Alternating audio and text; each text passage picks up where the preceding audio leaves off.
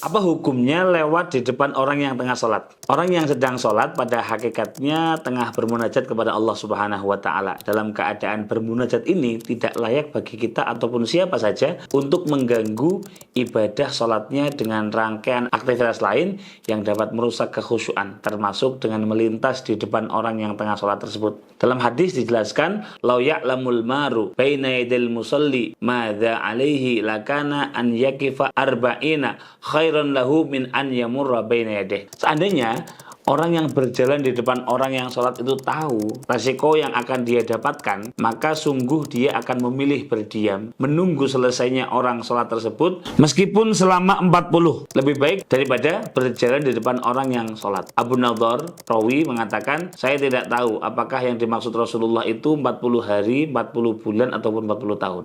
Hadis ini secara tegas menunjukkan bahwa lewat di depan orang yang sholat adalah perbuatan yang sangat tidak dianjurkan. Namun, sejauh mana hadis ini berlaku? Apakah sampai batasan haram atau hanya makruh saja? Kemudian berlaku secara mutlak atau ada catatannya? Dalam menyikapi status hukum melewati orang yang sedang sholat, para ulama berbeda pendapat. Menurut pendapat yang kuat, hukum lewat di depan orang yang sholat adalah haram. Sedangkan menurut Al-Imamul Ghazali, lewat di depan orang yang sholat tidaklah sampai haram, tetapi hanya makruh. Meskipun demikian, pendapat yang terkuat dan dianggap sahih menurut Al-Imamul Baghawi dan para ulama lain adalah hukum yang menyatakan haram. Penjelasan ini bisa teman-teman lihat dalam kitab Al-Majmu' Syarhul Muhadzab. Apa itu sutroh? Sutroh adalah penutup atau pembatas yang digunakan di depan orang yang sholat. Nabi Muhammad SAW menerangkan hal ini, jika seseorang di antara kalian tengah sholat, maka berilah tanda di hadapannya dengan mendekat ke tembok ataupun tiang.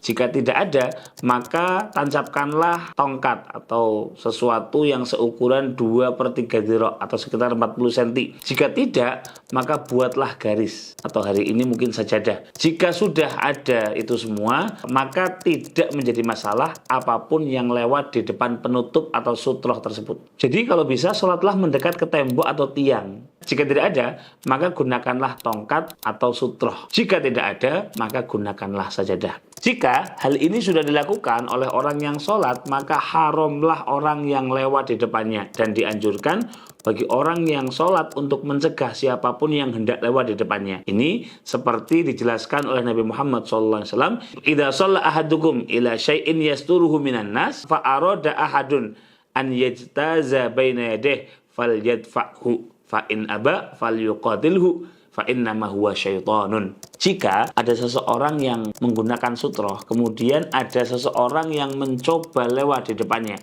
maka hendaknya orang yang sholat tersebut menahan orang yang lewat tersebut. Jika tetap memaksa, maka dorong atau bahkan perangi, karena sungguh orang tersebut itu laksana syaitan. Nah, ngeri banget kan?